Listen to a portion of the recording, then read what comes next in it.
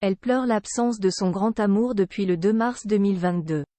Sans Jean-Pierre Pernaut, la vie de Nathalie Marquet est bien différente. Et le mois de décembre bien difficile à traverser. La suite après la publicité. Les fêtes de fin d'année sont particulièrement difficiles à vivre pour Nathalie Marquet. L'ancienne reine de beauté a perdu l'amour de sa vie, Jean-Pierre Pernaut, le 2 mars 2022, et son monde entier est chamboulé. Le mois de décembre lui rappelle d'ailleurs des belles choses. Des bons souvenirs. Rude à accueillir. C'est le 8 décembre 2001 qu'elle avait vécu un coup de foudre pour le journaliste, comme elle vient de le rappeler en cette date anniversaire, sur les réseaux sociaux. La jolie rencontre de Nathalie Marquet et Jean-Pierre Pernaut sur son compte Instagram officiel. Nathalie Marquet a effectivement partagé un diaporama vidéo sur lequel elle apparaît au bras de son chéri, Jean-Pierre Pernaut.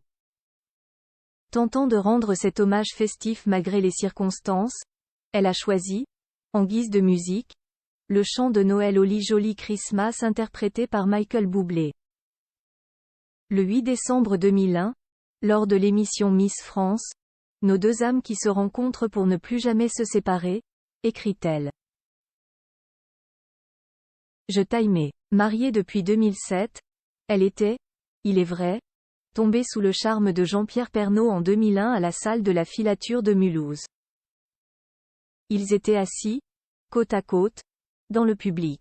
Nathalie Marquet, des vacances en hommage à Jean-Pierre Pernaut cette année. Le concours Miss France se déroulera au Zénith de Dijon le 16 décembre 2023.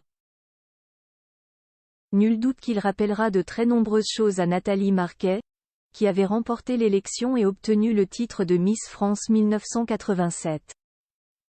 Puis qui avait rencontré l'amour dans ce même contexte. Il est bien difficile, pour elle, de tourner la page. Ne serait-ce même que d'y songer. Impossible. Même ces dernières vacances TE, la maman de Tom et Lou les a passées dans l'endroit préféré de son grand amour. Comme pour lui rendre hommage. Elle a posé ses valises sur une île paradisiaque et a profité d'un séjour au bord de l'eau sans préciser où elle se trouvait. Elle adorait, toutefois, se rendre aux Caraïbes, dès qu'elle le pouvait, avec Jean-Pierre Pernaut. La suite après la publicité.